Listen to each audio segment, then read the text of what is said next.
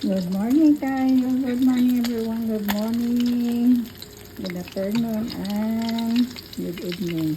And evening na dito sa amin. Kaya ito, luluto na tayo ng ating hapunan. Ayan. Tilapia. Ayan ang ating punong tilapia and rice. Tilapia and rice. Ayan. Meron tayong sausawan, wasabi, and soy sauce. Ayan. Rice, bread, and soy sauce. Okay. Ayan, malapit na maluto. Fried tilapia. Fried tilapia. Ayan. Ayan yung ating, ito yung mga isa dito na fresh frozen ang ating mga isda dito. Meron naman sa fresh ka lang, babad na rin sa yelo siguro mga ilang araw na yun, naka-yelo lang, namumula na yung mata, namumula ang mata. Ayan. Ito, kasi na ito, malinis na siya guys. At lalit yan, ganyan na yan.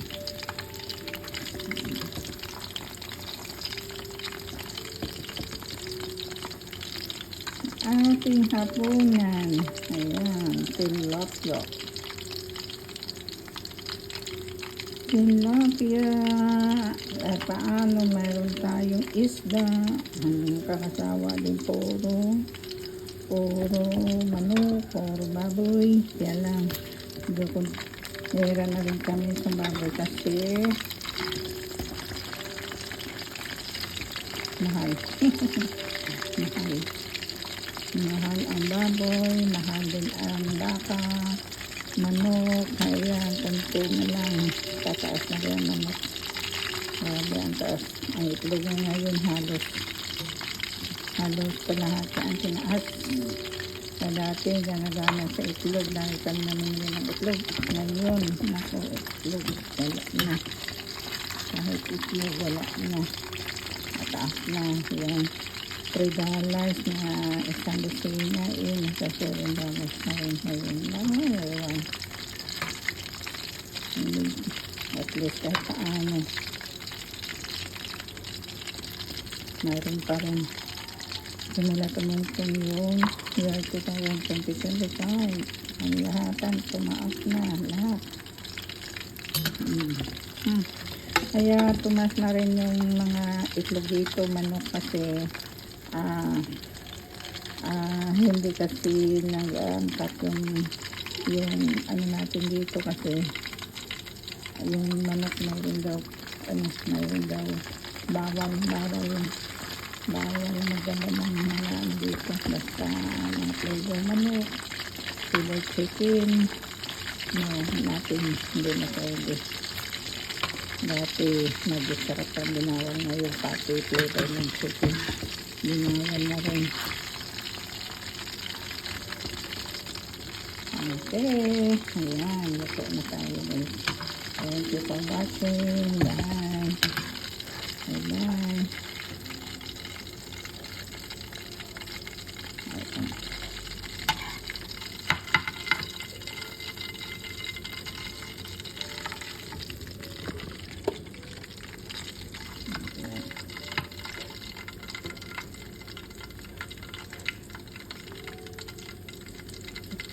Tik yung mantika para walang mantika siya.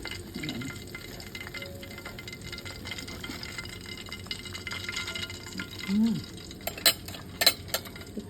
Tik.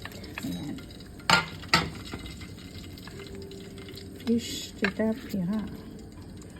Ayan ang aking hapunan. Ayan, soy, wasabi, and rice na may soy sauce. Okay, bye. Thank you for watching.